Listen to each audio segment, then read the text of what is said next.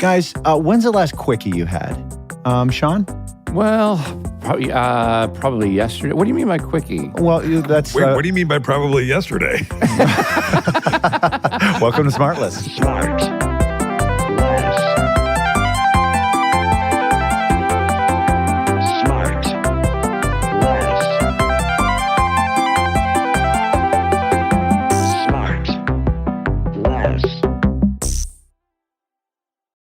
JB, let's just get into your hairs midway short. Yeah. I know, look at that. And tomorrow morning, the rest of this garbage comes off, and I'll just be into stubble, and then I'll be into a mullet. And you already cut a little bit of your hair, a little bit. Yeah.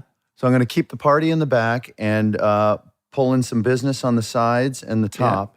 Yeah. And that'll work for 2 days, and then we go backwards 20 years. So I'll go back into like your level, your short hair, Sean. Yeah. Okay. And clean shaven, Like a Michael Bluth. You're going to go back to a Michael I'll Bluth. go back to a Michael Bluth or a Marty Bird or really every other part I've ever played in my life. How dare you? How dare you? Yeah, Not the true. acting stretches have not been significant in Not my true. career. Will you be sad to see the change go? Yeah, a little bit, but I got to tell you, I don't know how women do it with the long hair and the showering. It's always tangled in your face, and it takes you 20 minutes to wash your hair. It's just a nightmare. Yeah, But it's been coming up on a year since you've been growing that hair out and stuff. I mean, Yeah. this is Longer than a year. Yeah. So this is this is going to be a big departure. Yeah, I can't wait. My daughters are excited to be done with my nonsense. My wife is not happy about it. So I saw your wife last night. Yeah, that's what I heard. Yeah, and then she said to me, she's like, I like, because my hair's getting a little bit longer than I usually very have long it. now. And she goes, I like it that way. And then our friend goes, no, it's too long. I don't like it like that. And then also proceeded to tell me that I was a little overweight. Oh, this is another guest at the party? Yeah. Yeah. So this is the host. And I'm like, okay, well, that feels great. I think you look beautiful. Yeah. You actually look a little thin to me. Thank you. That's what I said. Yeah, I'd like to fatten him up a little bit. You look thinner. Sorry, I don't mean to talk to you about talk just to you don't like look you're some sort of legit. like concubine that's just coming. Can you hold, please? I'd like to plump you up a little bit before our session. I love. Jay, you wanna- Sean, how are you feeling? You're still in New York. We still haven't seen each other. I know, It's as if we don't like each other. But when you're done with your show, This is my plan. I was going to say this, but I was going to say, please come over. Thursday night, let's do it, because I'm getting in Wednesday. Let's do a Thursday night dinner, either, Shawnee, at your apartment or somewhere. Let's That do would it. be Why don't- great. Yeah, come great. over, we'll Because I'm furious that I have now. I'm finishing on Wednesday after 7 or 8 months on this thing. Well, and not including the prep, a month of prep. Well, no, that includes it. And my wife, because she's smarter and kinder about our friends than I am, has forced me to not come home after 8 months of being away. Right. And stay an extra 5 days to go see our friend who's opening in a new play. And so I have to sit here and just kill 5 days of my life waiting for this. But that's when you come over and we'll take care of you. But I mean, I don't think our friend would care if I come see it like in a month or in 2 months. Yeah. Right? Is opening night that big of a deal? No, but it's nice. We're all going to go. It's going to be nice. You're doing it for somebody else. Yeah. But why didn't we all do it later? What do you think your face is doing right now? It probably looks pretty pissed off. It does. That's just gravity. Yeah. But it's the good, nice thing we're to do. We're gonna go for. We're gonna have dinner, the three of us. Then we're gonna do jackets. JB, we already talked about it this weekend. So you're gonna kill some time for me. Yeah. You're not gonna be stuck out on Long Island. You're gonna stay here in the city. No, I'm not coming. I'm not gonna go to Long Island. I'm just gonna be in the city the whole time. Oh, great. Yeah. All right. So then I've got you until the kids and the wife get here on Friday. Exactly right. And Sean is still in town. Yeah. And I'm still not seeing him. We worked it out. We worked this out. We listen, if have it you're- all laid out for you when you come over. If you're listening out there and you want to grab a lunch or something, just let us know. I was walking down the street the other day, and a girl had her earbuds in, and she goes, "Oh my God, Sean Hayes!" I go, "Yeah." She goes, "You're really in New York, just like you said you were on the podcast." I mean, Why not? I don't make it up. Now, all right, here comes a guest. Okay. It's been 24 minutes. This guest has been waiting with my bad technological problems. All right. Today, for your listening pleasure, I've brought to you an actor, a writer, a producer, an academic, an activist, and a cellist, all in one. A cellist? A cellist, yeah. Wow. For me, his ability to deliver social, political, and religious commentary wrapped up in side-splitting comedy is completely unmatched, making him one of the most effective and valuable satirists we have in this world. He starred in multiple movies, both comedic and dramatic, worked with some of our fanciest directors, been nominated, won multiple awards, and he is my absolute favorite person to see at a party. Guys, the sneaky handsome, devastatingly funny, Cambridge smart, yet always cheeky, Sacha Baron Cohen. Oh, for God's sake. Look at the Sacha, I'm so sorry for the delay. No, don't worry. I mean, a man of your... Now I don't feel so bad knowing it's Sasha. Now that it's Sasha, it's okay. Will, let me butter him up and then you take him down. Okay. It's ridiculous that I've left somebody of your stature waiting this long. I apologize. Come. Please. It's an honor. It's an honor to be 114th. Yes. Okay. You're deep. You're deep. You should have been on earlier. Yeah. When you have like a big act, right? You don't have the marquee act first. Right. You have the opening. You make people wait. You have them 114. You have 230 opening acts. It's deeper than that. Hey, Sasha. Sasha. Hey, how are you? Nice to see you. Hi. Nice to meet you, Sasha. I don't think I've ever met you. Have we never met? That seems bizarre. I'm sorry. Lovely to meet you too. Lovely to meet you. We'll keep your knees bent on that one. Where, Sasha, you're in Los Angeles or New York? I'm in Moorea in French Polynesia where I live now. Oh, wow. This isn't a bit. Yeah, no, it's a bit. Would you ever live in French Polynesia? Because that sounded great. You know what? I actually I looked into it very thoroughly, jokes aside. Truly? Really? That particular spot? During the pandemic, we knew we were going to move, but we were looking somewhere in the Southern Hemisphere. Because we knew that the flu... The virus doesn't last as long in the Southern Hemisphere. The Northern Hemisphere, the virus was I think at strong. that point, it was summer in the Southern Hemisphere, and so we had missed the virus. We were advised by someone at Johns Hopkins who I happened to know. And so we looked into French Polynesia. I looked carefully into Tahiti. It was interesting. Yeah. There's a bilingual school. Yeah. You know, there's beaches. Have you been to Bora Bora? Have you been to the Brando? Have you been to Moorea? I have been to Moorea, and I've not been to the Brando.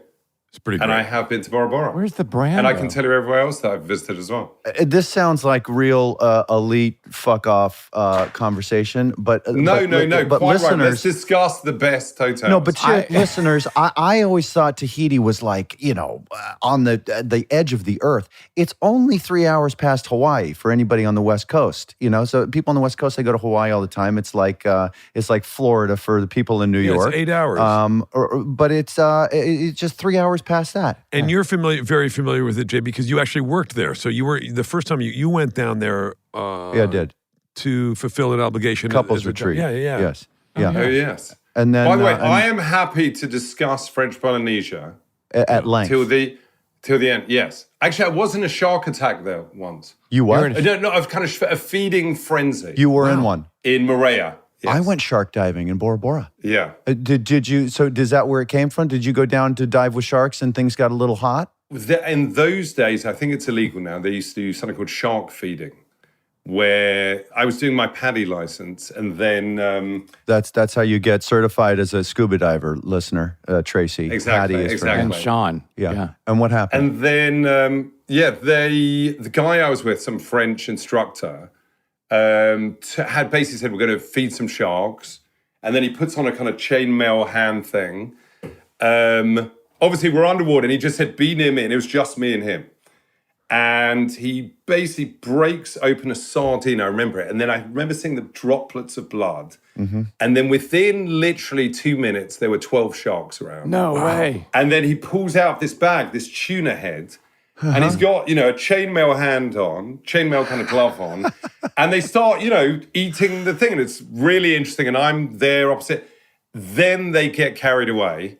Yeah. And there's a feeding frenzy, and you can't see anything. And he's looking at you with eyebrows high, like, isn't this fun? He's not looking at me. His glove gets knocked off, and his regulator gets knocked out of his mouth, and then he leaves. He needs some air. He goes up and leaves me alone with the 12 sharks that are, and I can't see a thing. Does he put up one finger like, I'll be right back? No, nothing. There was literally nothing. Yeah. I went down there with a guy. He put a tuna head in his wetsuit, right in the front of his wetsuit, in order to have all the sharks. There was a big group of us, and I mean, this was planned. And he said not to worry about it, and we did a little bit, and then it was okay. And you can see in their eyes that they're not interested in you. No. Like, sharks are always scary when your head's kind of just above the water. You don't know what's going on below. But once you get under and you can look at a shark, look at you, and then kind of swim away, your fear of sharks goes away instantly. Wow. I highly recommend it. That did not happen when the sharks knocked the regulator out of his mouth and knocked the gloves off. And he swam away. Sean, you told me once you walked out of a Ralph's with like 12 cans of tuna in your pants, right? Is that a true story? Did that happen? Sounds like a dream come true. Yeah. But Sacha, you sound like that was a surprise that it went awry. I was, and I basically started hyperventilating. I mean, this was my second time diving in my life. Right. Yeah, but I mean, like, And then actually the guy put his regulator back on, put the glove back, because he'd left me alone. Yeah. Went back down, and then the first shark went to attack him, and he punched it in the nose. I mean, this is not good for animal rights lovers out there. No, but that's what you're supposed to Peter do. will not enjoy this. He's defending himself. That's okay. Yeah. I mean, if the shark is eating you and you're just going, no, I didn't want to punch it in the nose, and then you can hurt die, me. like, I don't want to hurt you.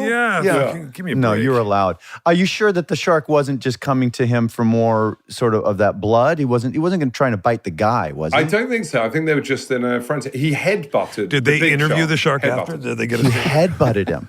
He guy's a headbutted one of the badass. sharks, the lemon shark, which I think was kind of about Those are big. 12 feet long. Yeah. He headbutted that shark. No, of course you have to. In France, we headbutt shark. Afterwards, I did go up to him and I said, has anyone... In the end, he came over to me, checked my oxygen, and I'd completely run out of oxygen. And then we did some emergency procedure where, you take his regulator, go up. He puts it in your mouth and you put yours He's in like, we his both mouth. have to get in the same wetsuit. Yeah. Don't worry, it's fine. This is how we regulate. This is a very getting- long ruse. We're both in this. We go down below. This hasn't wrecked your love of scuba diving, though, has it? No. I went back the next day. I did say to him, I said, has anyone ever got hurt on any of your dives? And he said, 2 people have died. No way. For real. Seriously. Then But turned it out was he painless. He was a cave diver. Those guys are completely crazy, and he basically missed the fun of and the thrill of cave diving. I What think if he- scuba diving is the most magical thing I've ever done. I'd love to incredible. do it more. But and what if more. he said? What if you said, "Have anybody ever done?" You go, and he goes, "Yes, 2 people." And you said, "They like in a cave?" Where he goes, "No, I murdered them." This was above. This was not in the water. Yeah. Oh, no, the night before I murdered them in the room. I strangled them. Like, what? Do you do a lot of that stuff, Sacha? Like, do you thrill seek? Are you a thrill seeker? Not X Games? really. No. Have you ever skydived? Would you? I have not. I would not. Have you? I was a week away from it, and then I canceled it because I said to myself, okay, what do you think you'd feel at the end? And then I realized all I would feel is relief. And then I thought, well, I've just had my first kid, and I shouldn't be doing things that I'm excited about having gotten away with it. You know, like no longer should I be doing things I get away with. Yeah. And so I stopped. I said, you know what? I don't want to do it. None of you guys have done it. Would all 3 of you I did the do it? simulation thing, but not. That doesn't count. What do you mean? The Not little quite fly as suit at dangerous. Universal Yeah. Studios? You get in Yeah, the tube with the absolutely. air? Yeah. No, that doesn't count. No, It doesn't count. So Sacha Baron Cohen, let's drop the Baron, huh? What's always Just what's to been make the me deal- even more Jewish. Okay. Well, let's. But wait, Baron is not a part of the last name, is it? Is it just is that your middle it's name? part of the last name. Yeah. it's part of the the. last Oh, name. got it. Yeah. So, Sacha, your blend of comedy and, for lack of a better term, education I as I said in the intro, I find personally so admirable, and like you make the medicine go down super easy for ding dongs like me in the stuff you shine a light on, not only just on issues but also sort of ethics and bigotry and et cetera, et cetera. Where does that come? Well, I kind of know where it comes from, but tell the audience, like, when did you figure out you could blend your social awareness with your comedic talents? Firstly, thank you very much for that. Let's take it It's down. lovely. I could spend all day hearing that. But please don't. I think it's the first time, actually the second time I did Borat. So basically Borat was created, I was doing like a satellite TV show called F2F, where I was the host of it. It was a discussion show for teenage kids. We'd talk about everything. And talk about teen topics. And, I wanted to be a comedian. And so I would go and pre-record characters that I could throw to. Right. And basically I went out once and I had a kind of skateboarding character that was an early form of Ali G. And then I basically saw some real skateboarders. And the guy I was with, this sort of old director from Ealing Studios, who had lost all his money and was working on this really shitty satellite TV show. I said, look, those guys look like me. I go, do you think I should talk to them? And he said, 100%. So I go over to these guys and I'm basically on my skateboard and I'm playing this early Ali G character. And they thought I was real. Right. And after about 3 minutes, I said, guys, I'm not, I'm not real. This is just, I'm goof, playing along.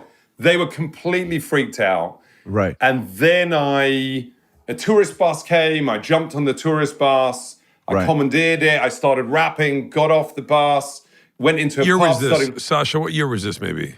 This was, I think, 1995 or 4. Okay. Anyway, I basically go into a pub, I start breakdancing, they call the police, I go into some big business, I claim that my dad's upstairs and he's the CEO, they call security. We run back to this live TV show, they put on my normal clothes, and this guy, this legendary guy who's an editor at Ealing Studios, is editing while I'm on air. And this is the days of pneumatics. This is... Right. He's like cutting, everything's losing 4 frames, and he's adding music. And this guy was a kind of legendary guy. Wow. And I'm cutting to this stuff, and it's, me with real people. So it was the first time that it was a comic character with real people. And you realize that you could Trojan horse some of the social commentary inside a comedy, yeah? You're right. I'm not really answering your question at all. This was like the first time I ever did... characters in the real world. At the end, you weren't doing that shit yet. Like even Ali G, you weren't really early on. Ali G, you weren't really making a commentary. You were just fucking with people. Early on. But you were exposing sort of the lowbrow perspective on certain things that deserve a highbrow analysis. Yeah, I think in a way, Ali G was kind of a undermining of the establishment. It was essentially saying, okay, these people that run society, they are completely out of touch with society so much that they will believe that this guy is real, despite him asking the most absurd questions ever. Can I tell you, Sasha, I think I've told you this, and JB, you might know this, but and I don't mean to speak ill of the dead. Please do. Here we go. What they don't give a shit. You're not going to criticize Hitler again, are you? But no, I told you I wouldn't ever. Remember, you made me. I made a promise to him. Yeah. Stop it. I was in tears. Yeah. You were an absolute. You were a wreck. I was furious. I was weeping. It's one of the weirdest positions. I was weeping at the Vanity Fair party when you were. It's not a position you think Sasha would have, but boy, was years ago, right after it aired, and I want to say about 2003, 4, something like that. You were still doing Ali G at the time. It was before Borat. And I was at a party with, because he was on Arrested Development with James Lipton. Jason, you were there too.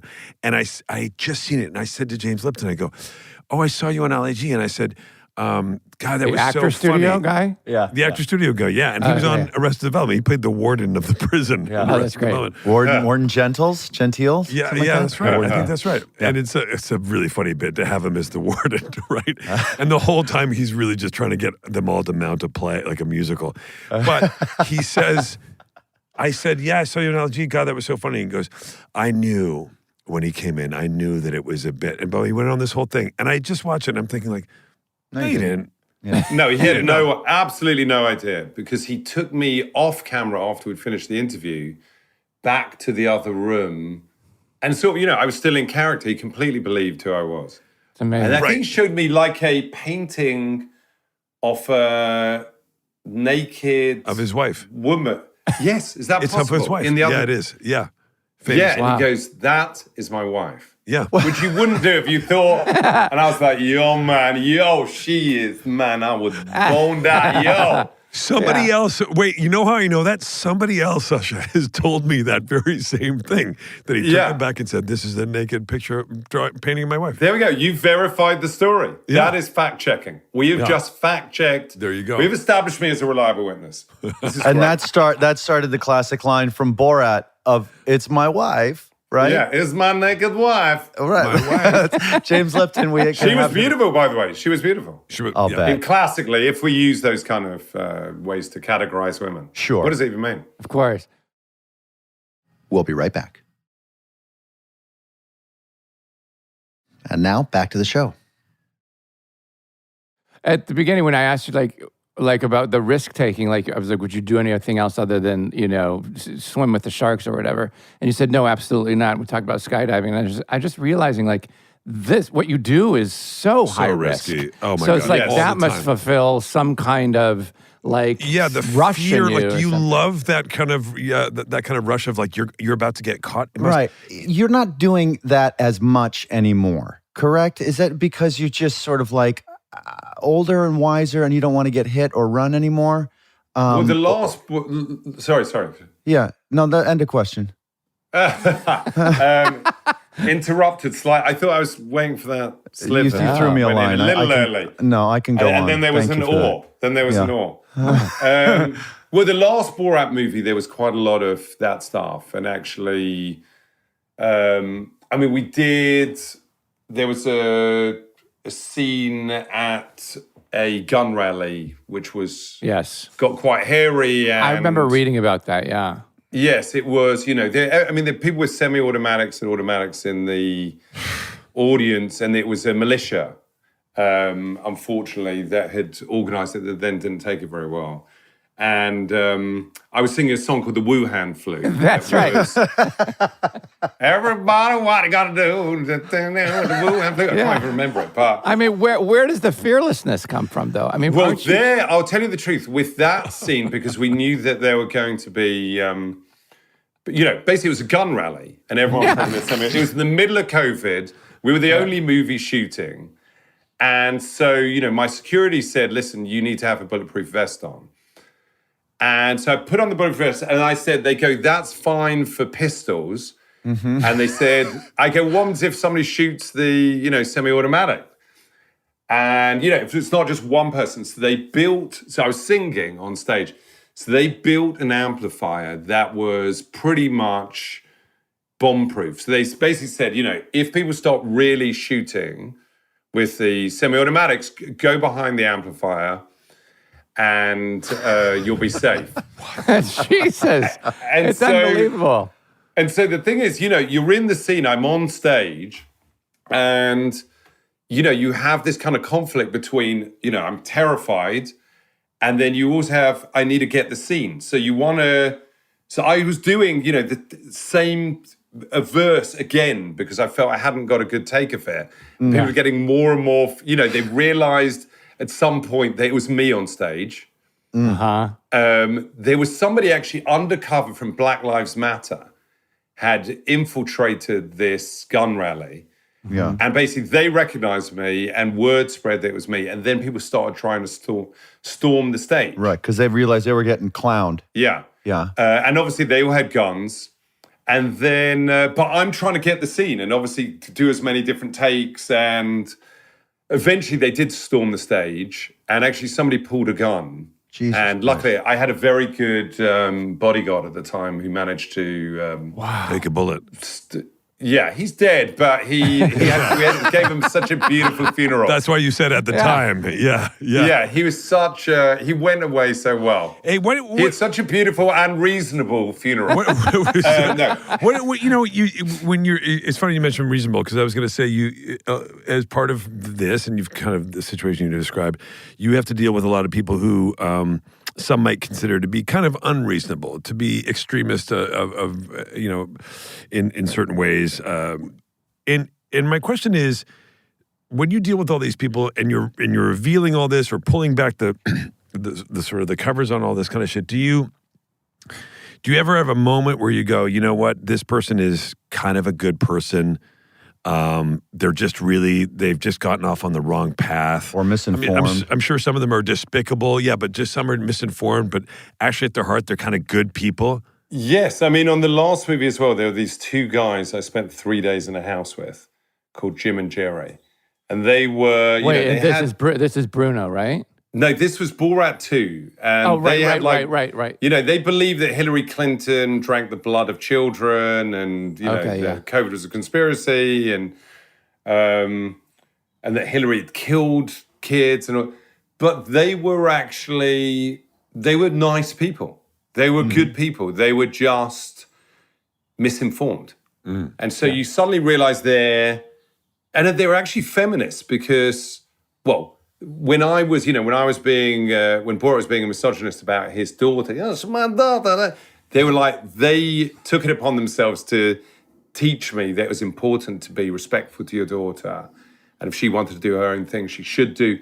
So they were actually good guys, and you suddenly realized, and it was a surprise, right? Because they had those views, and you want to dismiss these people as being horrific. Yeah. And then you suddenly realize that actually any good person, if they're fed a set of ideas and set of information that's wrong, can believe conspiracy theories that ultimately lead to horrific stuff. Right. Yeah. Right. Well, I mean, we at the risk of stepping towards political, which we try not to do on this, because God knows people get enough of that shit away from here. Tell me about But it. just on this subject, do you feel hopeful at all that there's a scenario, a possibility where those who feel so disenfranchised and aggrieved can be brought into a sense of, well, actually, I guess we aren't. We needn't be tribalized. We can all kind of get along and work as one. Like, do you see that as a possibility? Soon? I don't, given the state of the current, internet and information laws, basically. Yeah, that possibly you can penetrate this misinformation and make it healthy. Well, you're being fed so much stuff that polarizes you. Yeah. If you look at the craziness that is going on in the world, everything has been accelerating since, social media came along. Yeah. So until really, in my opinion, until you actually get laws that, get legislation that curbs the power of those social media companies and says, all right, actually you can't spread lies like this that kill people. Yeah. Or that completely undermine democracy. And you are legitimately educated on this issue of free speech versus trying to keep the social media sites from being regulated. And so my question to you is, what is that difference between, well, free speech should be given to everybody, but you can't yell fire in a crowded theater? So what is that line, and who is the one that can say, oh yeah, this qualifies as you can't yell fire in a crowded theater, so therefore you can't say that. Like, who decides what statements get put in that category? I mean, these are very big questions, huge, and they kind of vary from country to country. So, in England and Australia and Germany, you have laws about hate speech and about certain types of misinformation. In America, obviously, you have complete free speech, but it's not up to Except for yelling fire. Yes, well, actually, you kind of can at the moment. I mean, the internet companies, because they're not regulated because of this thing called Section 230, they can put out... Which is a free speech thing, right? Section 230 isn't really about free speech. It basically says you can't sue them. So once you can't sue a company, they have no obligation to, maintain the free speech of the United States in the same way that a restaurant can say, you know what, I'm going to throw you out of the restaurant for saying this or that, or, having that KKK hood here. Right. So I think the fact, they're saying that they care about free speech, basically because it's fantastic for their business model. It means that they can have every single person in the world can be on Meta, can be on Instagram, can be on X, right? They don't care really about free speech. No, look at Elon Musk, who consistently talks about free speech, and he'll do that, and then out of the other side of his mouth, he's sort of decrying the government for doing X, Y, and Z, or he's kicking people off, or he's muting them on Twitter. I actually don't want to talk to him because I don't want to give him any more airtime. The guy's such a, in my opinion, so fucking unfunny. It's crazy, which is, I think, the most damning thing about a lot of damning things, but the fact is how profoundly unfucking funny he is so astonishing. But that's why your work and your courage, quite frankly, in my opinion, is so valuable. And I'd take it. I wish you were back on a weekly show. I'd take it once a week. So thank you for all of that. I think you're right. Yeah, JB, we need to have that sort of, you need to be in there lampooning and really shedding light on the hypocrisy alone is so fucking jarring. Right. Yeah, it's refreshing. I mean, it must be fun for you when you have those people say, when you put them in that position and then they say the thing that you're like, fucking hell, this is unreal. Yeah. I mean, obviously it's horrific, but you go, while I'm actually in the room, I'm editing the scene as well. Right. So in my head, I'm going, once they've got the thing, I go, oh, that's great. And now one follow-up question, bang. Okay, now I'm going to move on to the next bit. Because there's obviously no director there. Yeah. Where did I've always been taken by your figure. Thank you. Your silhouette. It is surprisingly. Speak more about that. Yeah. I mean, the Speak more about that. Will, tell me more about. What do you mean? What do you mean, my figure? Stay on that topic. What do you mean? It's surprisingly. It's surprisingly. But I did say sneaky handsome in the intro, I believe. Thank you. But the and you did start as a model, but we don't need to talk about that. More in Wikipedia accuracy. But your ability as an actor is like, breathtaking might be overstating it, but I don't have a better word. I don't know. But it's like your comedy never comes from jokes, and you're never making, it's rarely as a pratfall or making faces. It's about your ability to be so convincing with an extremely eccentric character, and yet you can be literally sitting in front of somebody who's super smart and maybe even primed to sort of sniff out some gotcha moments, and they still can't tell that it's you. But not even when you're doing, those characters, even when you're just in films and dramas and stuff. Like, you didn't take formal training as an actor, did you? I only did one course. I studied with Philippe Gaulier, the legendary clown teacher. Clown school. At l'école Philippe Gaulier. At a clown school. Yeah. That was it. I did it. But no, I didn't really train in acting, no. It's just something that but your tell us. I mean, I think does it just come natural to you? What do you... Well, I think, we did an experiment in 2016. that show Who's America came out of me and my collaborator Ant Hines and Dan Swimer. We basically said, you know what, let's just create some characters. I'd done a movie, it had been a complete bomb. And I was like, let's take this opportunity to create some characters. And we decided to go every week for the next 10 weeks, we're going to create a character, write it, create a fake prosthetic head for it, and at the end of the week, shoot with a real person, with the character. And I did that for 10 weeks. And there are a variety of crazy characters, some that made it to the show. 6 we put in the show. And then I realized basically what I was able to do is once I've got the way the character speaks, and once I work out what it looks like, and once I work out what the clothes are, and I've got a couple of phrases, I can just stick in it. So that was, because that was a couple of weeks in, I was like, oh, this is what I can do is I can, they call it inhabiting a character, but I actually kind of, if I've got 30 seconds or whatever, then I can go in it. It's probably, there must be something wrong with my brain. No, it's. I think some people, it's just comfortable to them to pretend to be somebody else, and they just know how to be super subtle and convincing and authentic, and it doesn't trip them up, and you're able to stay in it. Well, there's a freedom, but there's a freedom too if you think about it, because a lot of those times when you're shooting, especially some of the sort of whether it's Borat or Bruno or whatever, you've created a character or multiple characters.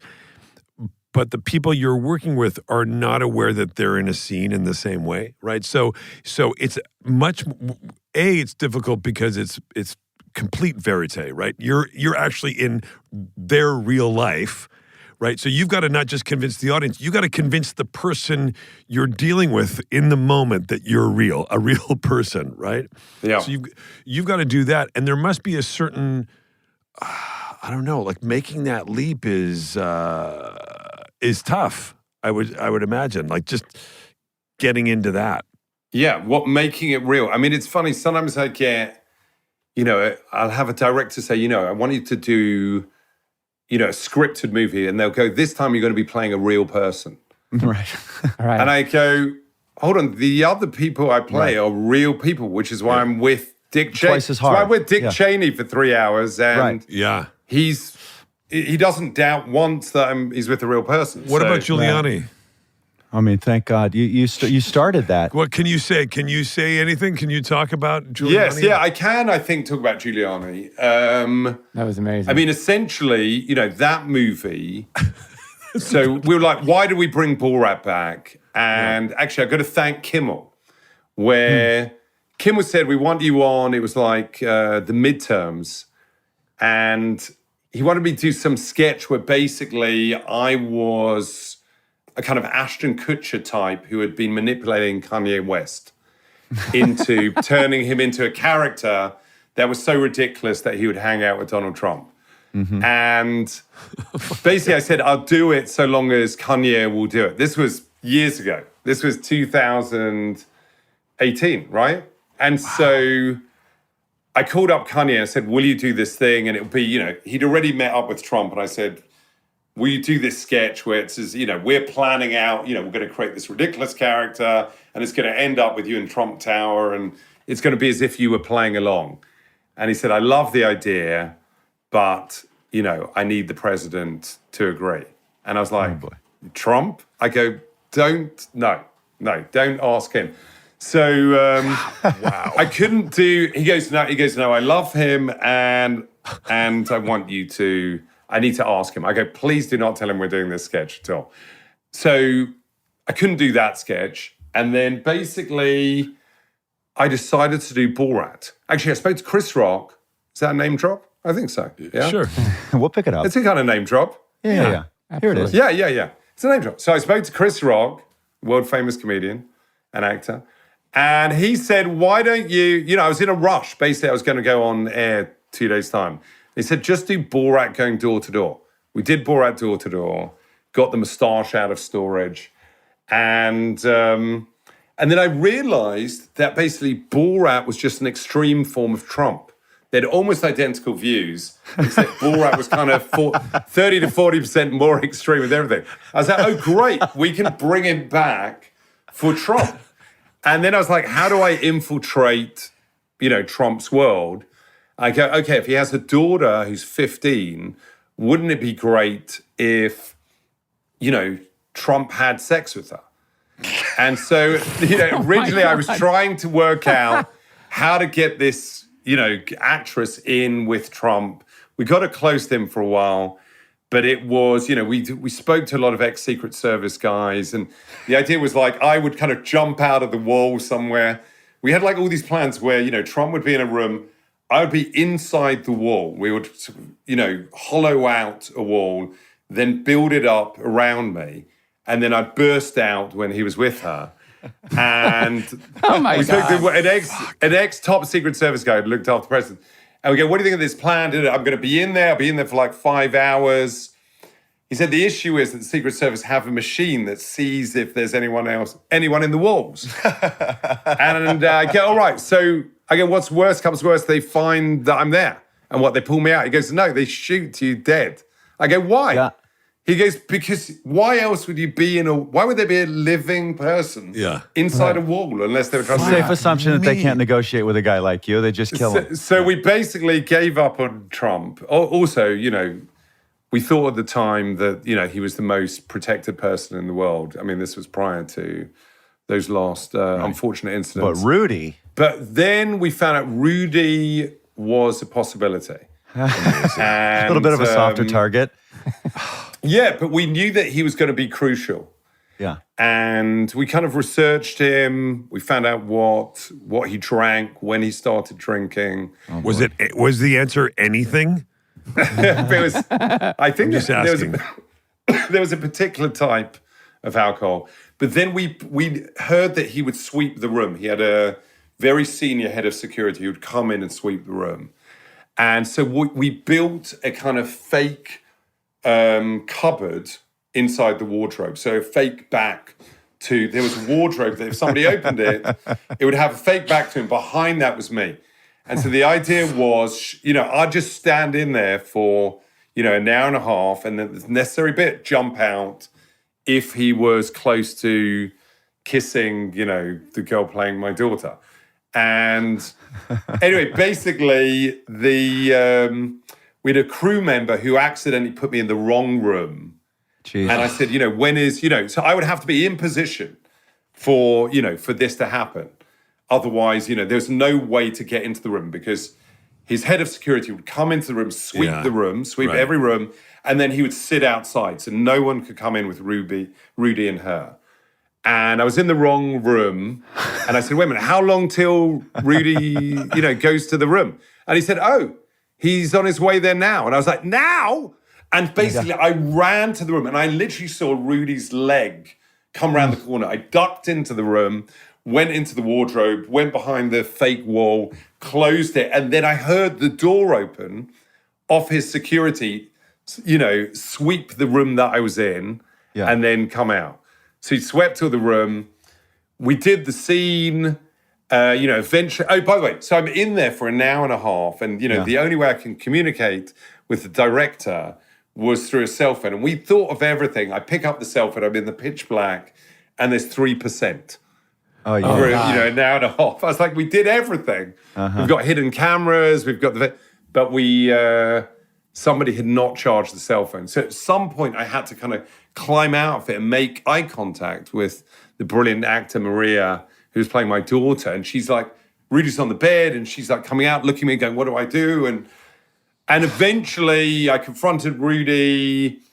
He freaks out, goes out the room, and his head of security pushes me into the room. I'm playing Borat, and Borat, is so naive. If he sees a chair, he'll say, what is this machine with 4 legs? And suddenly so the head of security's pushed me back into the room going, you're going nowhere, because I had an escape route. So my security guy was going to take me down the escape route, but the head of security pushes me into the room. He goes, you're going nowhere. You're staying right here. And I said, this is a false imprisonment. You are standing on my property and you will leave now and unhand me now.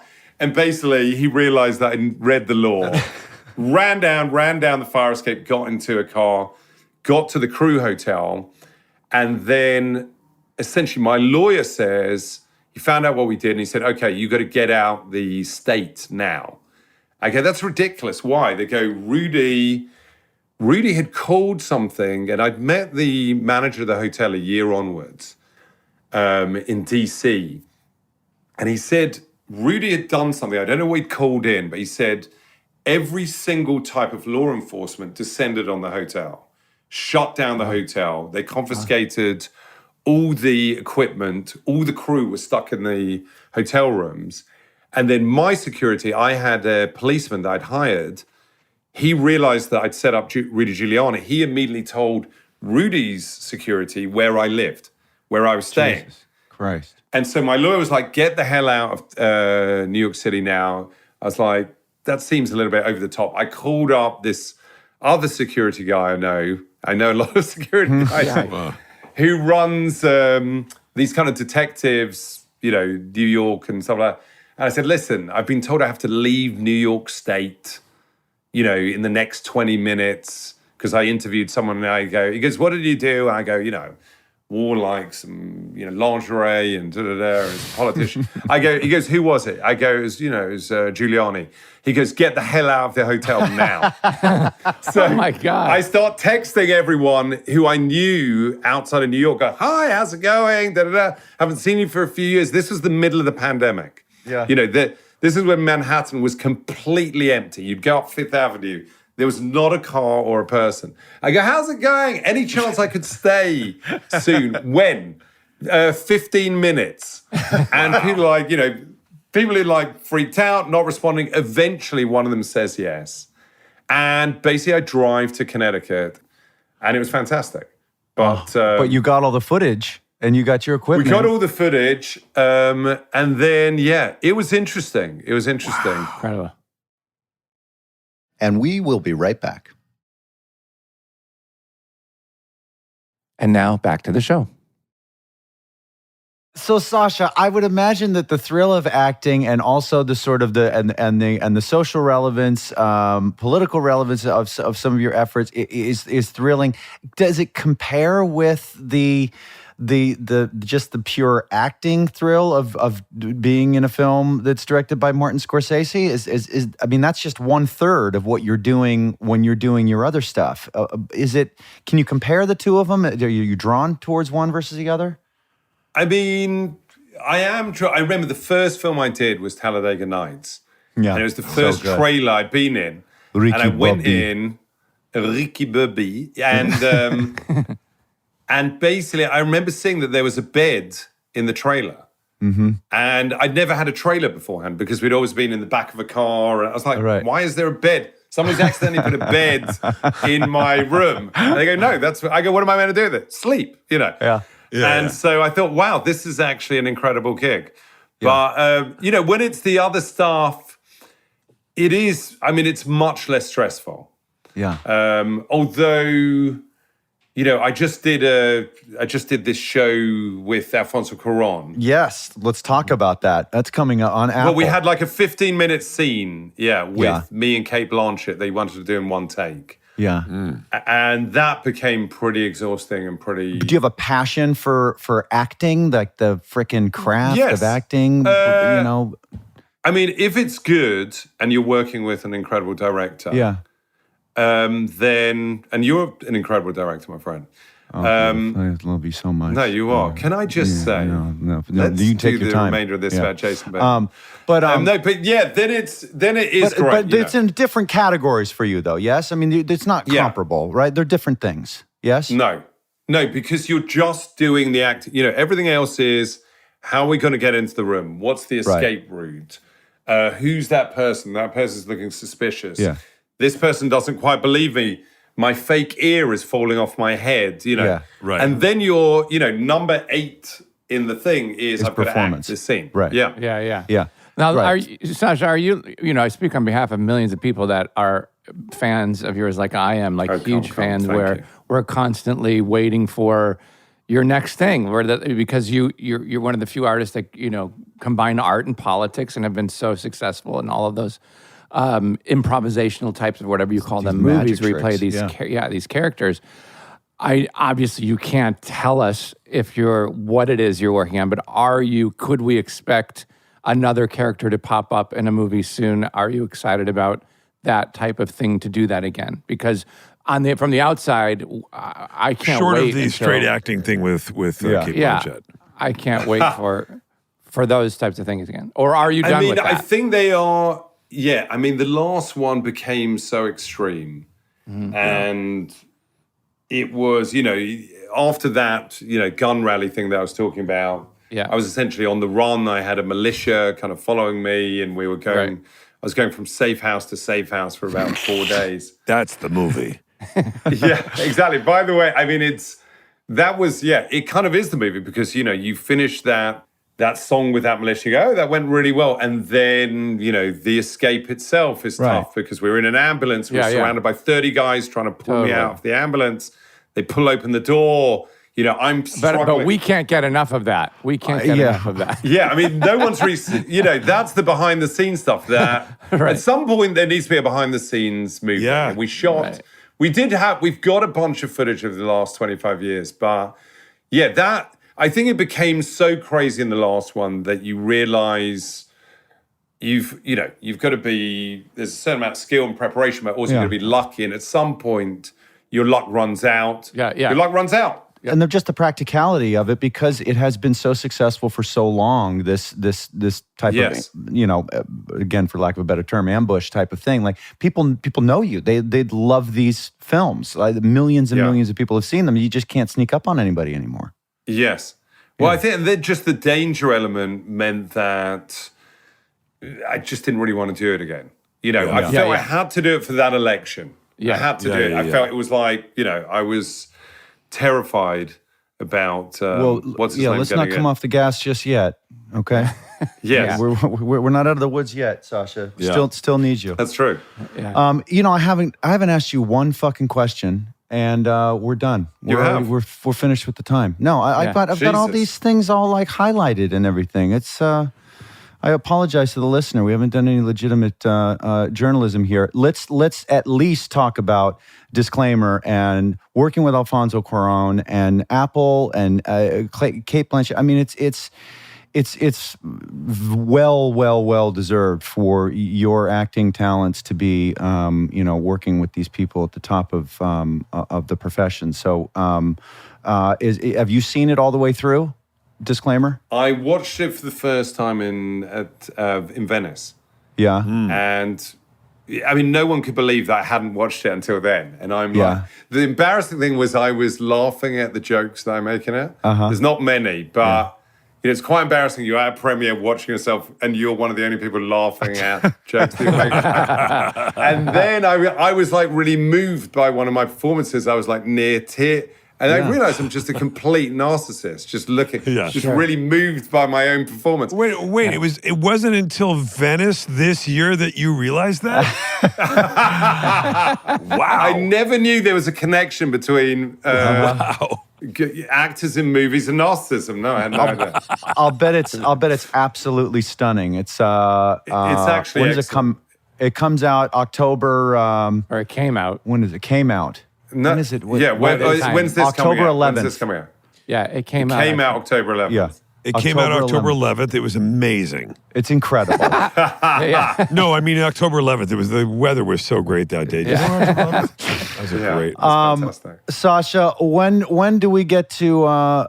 Were you coming back to Los Angeles at any time soon? And we can all hang out again, I'd love like to the old see days. you. Yeah. God damn it, I love seeing And you. Sean, it'd be lovely to meet you in the flesh. I would love that too. I'm around. Just give a shout. If you need a place to crash when you're in trouble in New York again, Yes. my place is yours. Great. If you don't mind militias coming to your door. Yeah. No, are you kidding? Yeah. What do they look like?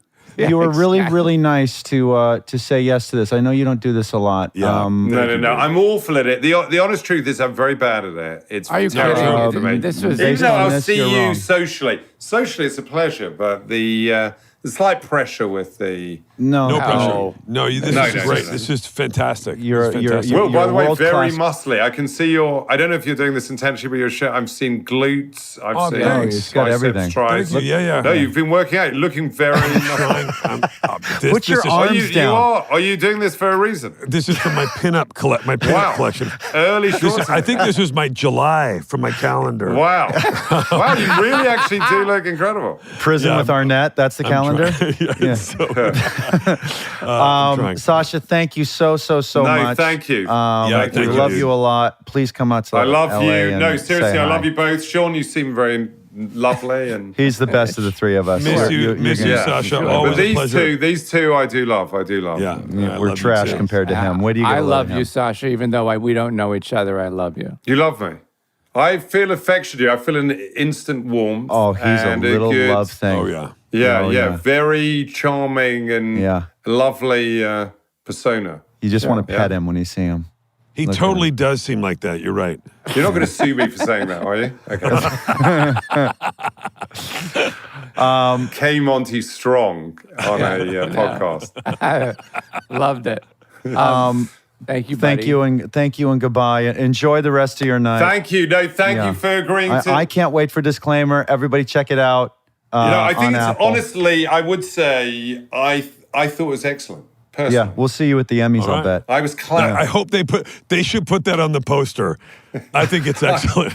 Sacha Baron. I personally thought it was excellent. By the way, I have seen stuff that I've done. I was like, that is bad. I laughed and I cried at myself. But it'd be pretty fucking funny to have a quote from one of the stars of the film. So all of them. Kate Blanchett. Kate Blanchett. A guaranteed Emmy Tour de Force. Kate Blanchett. End of quote. Fucking Yeah. great. Kevin Kline. I am in this. Ooh, Kevin Kline's in it too. Kevin Kline's in it. He's actually fantastic in it. I love God, I love him. I love it. I'd like to see love more him. from him. All right. right, Enjoy it's the rest lovely. of your night. All right. Thank you. See you See you Love soon. you, man. Love to everyone. Okay, toodaloo. Thank you. See ya. Thank you, pal. Bye. Bye, pal. Bye. That's a great guest, Jay. That was really, really great. Sasha, yeah, great job, I JB. just love him. Sacha Baron Cohen. He's He's got funny. great stories. One of the funniest guys ever. I mean, he's up there with Sean Hayes, Will Arnett, and Will Ferrell in my world. I He's a just funny- they just can't. I get in an instant good mood when I'm. Well, with these nobody, people. I was going to say to him, nobody does. I mean, it sounds so cliche to say it, but it's true. Nobody does what he does. Nobody's ever done what he does. No one's got the intelligence, the balls, or the acting talent to do what he does, Yeah, it's like It's a crazy Peter combo. Sellers. which is his hero, by the way. Oh, really? We didn't even I'm get sure. into that. Yeah. Yeah, That's it's his- like that's his- it's like that's his a idol. version of that in real life when he goes. But I mean, applying it to the real world, yeah, that's what I'm right? saying, Which yeah. is such an interesting. Yeah, it's He's really cool. I never met him before. He just seems so.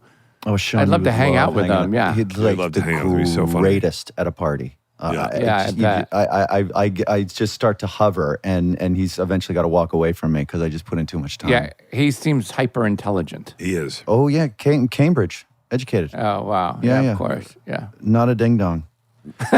Speaking of ding dongs, what's for lunch today, Sean? I'm going to do a French dip, and with It's French always fries. why is it always something special? Like What do you mean? something, it's always got something with sauce or Yeah. like some kind of like really electric flavor to it. How about just like some sort of sustenance? Aren't you amazed at how fast I know my answers whenever you ask what I had or what I'm going to have? Well, we're cutting into it right now, right? You can probably smell it, right? Well, it's 2 o'clock in the East Probably Coast. smell it. Yeah. Is it already? It's just waiting on Where's the it table. from? No, I'm going to order the second night. There's a place a block away. I can't remember the name of it. Don't say the name. Someone will try to poison you. Yeah, no, there. I can't remember, but it's a block away. It only takes a second to get. Yeah, it's so good. Wow. It's so good. It's one of the best in the city. You know what I'm going to have? What? Nothing. Yeah. Because what you should have? Because I've got this stupid level of discipline about Yep. because of my passion for my character, my strung out. I get it. I Vince know you do. Friedkin, I know you're joking, but it's true and it's very admirable. And tired but of I can't. It's not a healthy way to do it. I know. But I'm whatever. tired of being thin. But Wednesday, that's what I'm saying. Wednesday, after Wednesday is over and you wrap your beautiful show, an amazing show that everybody's going to go ape shit about. Yeah, Thursday. No, Wednesday or no. Yeah, Wednesday I wrap. So Thursday, our Thursday. dinner. Can it be something super fattening? Yeah. What are you asking? I have to have. So I'm not, because I have lost weight. I'm on a new thing, which is it's all about eating more and eating the right thing, and that's what I'm talking about. Losing weight unhealthily is not good. You can lose weight and also do it in a healthy way and look like this or look Hey, how you doing? So then what am I going to have Thursday night? Am I going to have steak? Is steak okay? Yeah, a lot of steak and veggies, no starch, no bread, no nothing like that. Why can't you do pizza? Can you do pizza? You can have a little bit. No, man. A little bit of starch at lunch, a tiny bit, like a little bit of maybe a sweet potato, a couple pieces, maybe a little bit of rice, like that much. Yeah. A couple. Yeah. You got to release the valve every once in a while. So you want a little tiny little bite of pizza, Sean, go ahead. One cheat meal a week. One meal. To keep your metabolic rate going, right? Yeah, one. But it's not about, but here's the other thing. It's not fast metabolism or slow metabolism, it turns out. Yeah. Hot or cold. And what you need to do to keep your metabolism hot is you need to feed it with the right stuff at the right time of day. I went and saw this guy. Unbelievable. Yeah. Unreal. And we did a This is a guy you're dating? Or a nutritionist. I mean, we're just seeing each other. Yeah. He, I met him. I met him right behind, the party store on Sunset. Sure. Yeah. So I know the guy. And I hear, he says, I'm going to be in a Corolla. Yeah. And he no, anyway. He flashed. How many times did he flash the brights? What was the code? Well, it was Morse code, and I thought he said help, and it was hello. It was, can you help? Can you help me with my pants? Is what it was. He was just a person. He was like a bystander. Oh, at least we'll just commit to it. Just do it. Someone's hungry. Don't run it through. Try to do it without going up on Okay. So the guy, I know that guy that you met behind the party store. Yeah. He was just a regular bystander. Yeah, not as good, but Bye. Bye, everybody. Bye.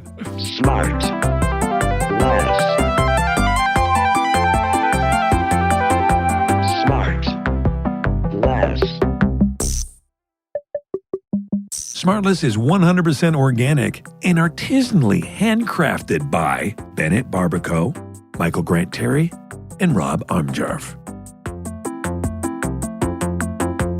SmartLess.